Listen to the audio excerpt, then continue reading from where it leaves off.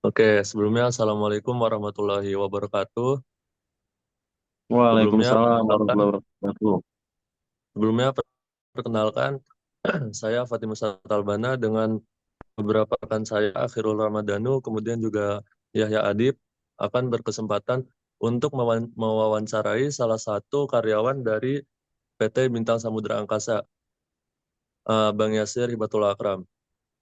Sebelumnya Oke, bisa perkenalkan diri dulu terlebih dahulu, Bang. oke, udah kedengeran ya suaranya ya. Aman. Oke, perkenalkan nama saya Yasir Batul Akrom, dipanggil Yasir. Eh, sekarang berada bekerja di Ocean Skyline atau PT Bintang Samudra Angkasa di posisi Business Development Manager. Oke, Oke, mungkin bisa langsung mulai wawancara kita. Jadi pada wawancara kali ini kita akan membahas tentang analisis faktor-faktor dari job satisfaction, job engagement, dan organizational commitment. Kemudian membahas analisis efektivitas tim di perusahaan, kemudian juga membicarakan tentang kebijakan K3, yaitu keselamatan dan kesehatan kerja di perusahaan PT Bintang Samudra Angkasa.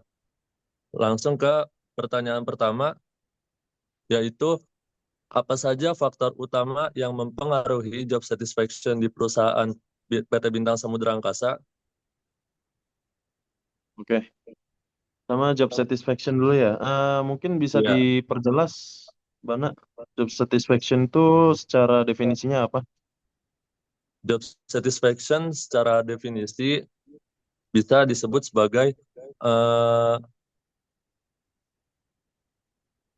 Kepuasan pekerja, ya, kepuasan job bekerja. satisfaction bisa diistilahkan dengan kepuasan kerja adalah bagaimana perasaan karyawan terhadap pekerjaan mereka, baik yang Oke. menyenangkan maupun tidak. Mungkin itu penjelasan ringkasnya. Eh, untuk umumnya job satisfaction yang ada di kantor kami itu pertama itu faktor environment atau lingkungan ya. Kita secara bahan evaluasi kita memiliki lingkungan yang positif, oke, Mm. positif. Tidak terdapat toksik yang ada di perusahaan kami. Oke, mungkin itu faktor utama untuk kepuasan pekerja para karyawan. Untuk ini harus lengkap banget atau cukup? Boleh dijabarin lebih lengkap lagi kalau bisa. Oke, selain environment itu mungkin eh, apa ya? Kepuasan karyawan yang didapatkan itu ya mungkin mereka mempunyai apa? Memiliki peran. Untuk setiap karyawan itu masing-masing memiliki peran sehingga mereka merasa dihargai atau merasa berperan di dalam perusahaan. Oke, Oke, mungkin itu aja untuk job satisfaction. oke. Kemudian lanjut ke pertanyaan kedua, yaitu bagaimana tingkat job engagement karyawan di perusahaan tersebut. Kemudian bisa disebutkan indikator untuk mengukur job engagement itu bagaimana? Sebelumnya bisa tolong jelasin ya indikatornya, Oke, ada contoh indikator atau mungkin kalau job engagement kan kita artikan keterikatan kerja, yaitu bagaimana kondisi si karyawan ini terlibat secara penuh gitu dalam pekerjaannya untuk mencapai kinerja yang maksimal. Mungkin untuk indikator bisa menyesuaikan dengan jawaban bagaimana job engagement yang ada di PT BSA tersebut, PT Bintang Samudra Angkasa tersebut. untuk keterikatan kerja para karyawan, indikatornya kita masih berupa manajerial. Jadi penilaian dilakukan oleh masing-masing manajer yang ada di divisi perusahaan. Jadi penilaian pun masih relatif subjektif karena belum ada alat pengukur atau alat untuk menilai kinerja karyawan, tapi sedang diusahakan untuk bisa mengikuti standar ISO. Oke, Oke, yang gitu aja.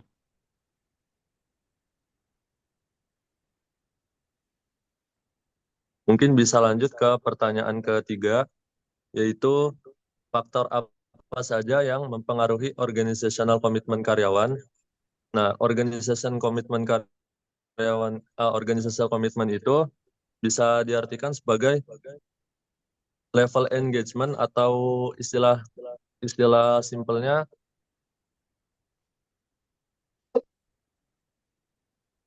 Oke, adalah konsep dasar gitu, konsep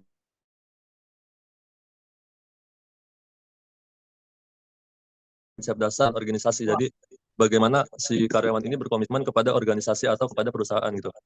oke. Eh, sebagai bentuk komitmen di awal pekerjaan kita melakukan ada diskusi kontrak. Diskusi kontrak itu yang mengikat para karyawan dengan perusahaan sehingga mereka bisa bekerja sesuai dengan apa yang kita berikan secara apa yang ada di dalam kontrak.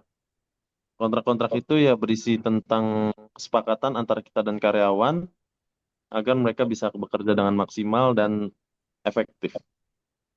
Mungkin ada ini lain, contoh lain yang perlu saya beri atau udah cukup ya? Mungkin untuk pertanyaan organizational commitment sudah cukup.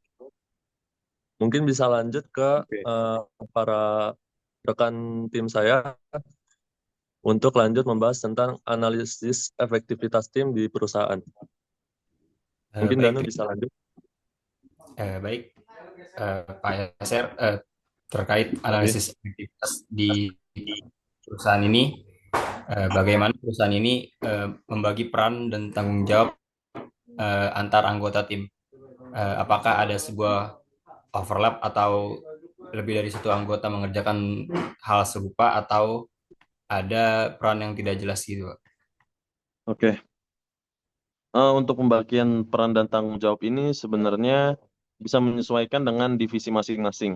Contohnya itu di bidang untuk divisi operasional khususnya ekspor itu mereka terdapat customer service, lalu ada dokumen, ada administrasi, dan mungkin administrasi lain ya.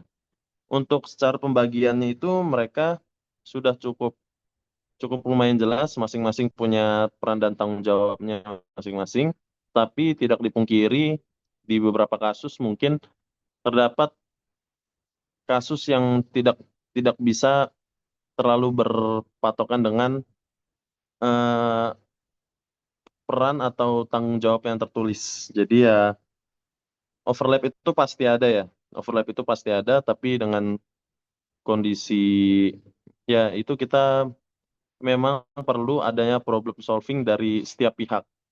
Ya, walaupun terjadi beberapa overlap, ya kita tetap bisa memaksimalkan untuk stay sesuai dengan job desk atau tanggung jawabnya masing-masing.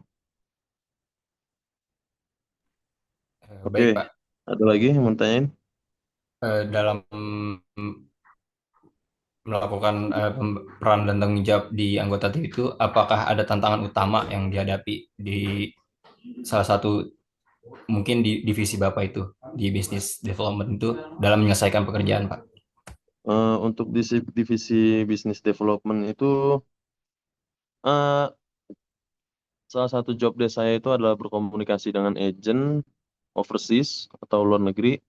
Ya salah satu kendalanya ya tantangan utamanya ya kita perlu berkomunikasi dengan orang luar yang memiliki bahasa yang berbeda. Untuk kendala tim ya kita perlu adanya peningkatan secara skill, apalagi khususnya dalam skill berbahasa Inggris atau bahasa asing ya, yang perlu ditingkatkan. Itu adalah tantangan kita yang dimana kita harus menerobos barir bahasa, ya sehingga perlu adanya pelatihan-pelatihan seperti les atau apa yang bisa dilakukan. Oke, mungkin itu tantangannya. Baik, Pak. Jadi selanjutnya, apakah contohnya kayak divisi Bapak ini nih sudah menggunakan sebuah teknologi atau metode khusus untuk meningkatkan efektivitas di dalam perusahaan, Pak? Oke, untuk teknologi atau metode khusus mungkin bisa dilihat dari kasus zaman sekarang ya, di mana hampir semua terdapat teknologi yang bernama AI yang itu sudah cukup meningkat penggunaannya, apalagi kalian mungkin yang menggunakannya untuk melakukan pekerjaan sehari-hari atau melakukan tugas.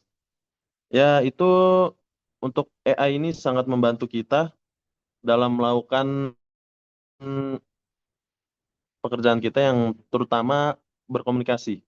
Mungkin ada beberapa cara berkomunikasi yang masih kita bingung sehingga perlu dibantu oleh AI khususnya dalam melakukan emailing atau ya komunikasi yang terjadi secara satu arah. Oke, mungkin ada yang mau ditanyakan lagi? Untuk analisis efektivitas di tim perusahaan menurut kami udah cukup, Pak. Selanjutnya mungkin kebijakan Oke, A3 yang akan ditanyakan oleh teman. oke, boleh.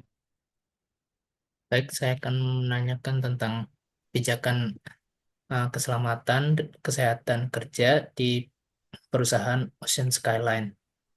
Yang pertama, eh, di perusahaan Oke. Ocean Skyline biasanya ada program atau pelatihan apa saja yang rutin dilakukan untuk keselamatan kerja. Hmm, keselamatan ya. Eh, dikarenakan kita ini adalah perusahaan jasa yang tidak terlalu banyak melakukan kegiatan secara outdoor atau di lapangan, mungkin untuk program atau pelatihan ini tidak dilakukan secara langsung. Tapi mungkin kita bisa memberikan awareness untuk para karyawan yang berupa eh, apa ya, lebih ke tutorial bagaimana menghadapi jika terjadi adanya bencana. Oke, jika terjadi bencana, kita memberikan awareness atau sebuah tutorial dan itu khusus, oke, khusus karyawan bekerja di kantor yang terutama di gedung kita. Untuk pelatihan sendiri itu kita masih belum ada. Mungkin untuk para pekerja lapangan, mereka menyesuaikan dengan program-program yang ada di gudang atau di pelabuhan. Oke, lanjut. Nah ya, sejauh mana tutorial tersebut mendukung keselamatan dari karyawan di perusahaan Ocean Skyline? Hmm, kalau dari tutorial itu mungkin nggak terlalu apa ya, dikarenakan itu tergantung dengan kondisi, jadi itu tidak terlalu efektif ya. Tapi untuk eh, secara mental dan fisik karyawan itu mungkin lebih ke program-program kita yaitu BPJS Kesehatan, yaitu mungkin sangat mendukung untuk para karyawan kita yang sedang dalam kondisi sakit. Oke, ada yang mau ditanyakan? Ada lagi? Apakah Ocean Skyline memberikan fasilitas lain atau program khusus lain terkait kesehatan karyawan di Ocean Skyline? Oke.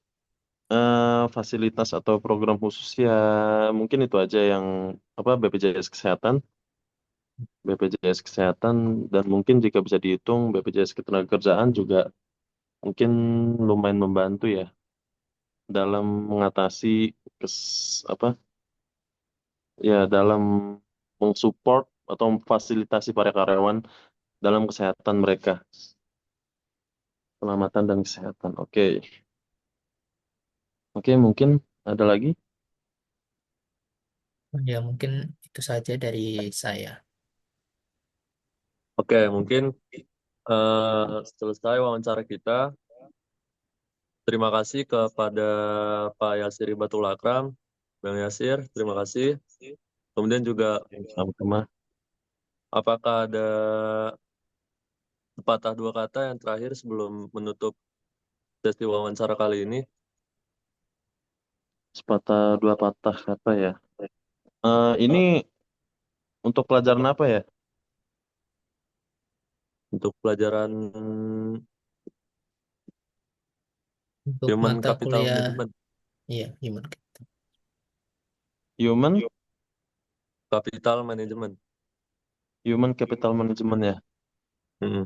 Berarti ngomongin tentang HRD Iya, kurang atau lebih. human resource gitu-gitu ya. Oh, oke oke. Ya mungkin sebagai manusia ya, jika mungkin nanti di masa depan kalian bakal memanage karyawan atau mungkin menjadi HRD, ya berikanlah fasilitas atau kebijakan yang mendukung karyawan secara positif. Oke, jangan sampai kita terlena dengan kekuasaan kita sehingga kita semena-mena melakukan apa? hmm, semena-mena Memberi. dalam memanajemen karyawan. Oke, ya itu aja lah. Ikuti aturan pemerintah juga agar tidak ikutilah menyesuaikan lah aturan pemerintah. Ya karena di pemerintahan ini sudah terdapat aturan dalam melakukan manage karyawan khususnya di kegiatan HRD ya. Itu Oke, aja sih mungkin. oke. Terima kasih kepada Bang Yasir sekali lagi. Mungkin bisa kita akhiri sesi wawancara kali ini dengan mungkin bisa kita akhiri sesi wawancara kali ini. Oke. Oke. Bentar sebelumnya Mungkin ada oh ini dokumentasi. Dokumentasi. Iya, satu, Oke. dua, tiga. Satu, dua, tiga. Satu, dua, tiga. Oke. Oke, terima kasih Bentar, semuanya.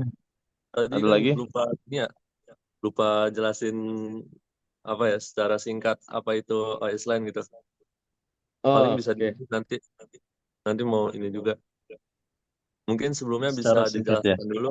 Ya, mungkin Oh, sebelumnya bisa sorry. dijelaskan dulu bagaimana atau apa bidang yang dijalani oleh PT Bintang Samudra Angkasa atau Ocean Skyline.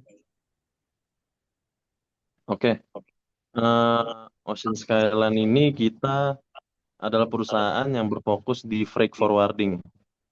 Freight forwarding itu umumnya itu jasa apa kita itu adalah perusahaan jasa yang menangani atau melayani kegiatan ekspor, impor serta custom yang dilakukan di ya custom clearance serta jasa lainnya.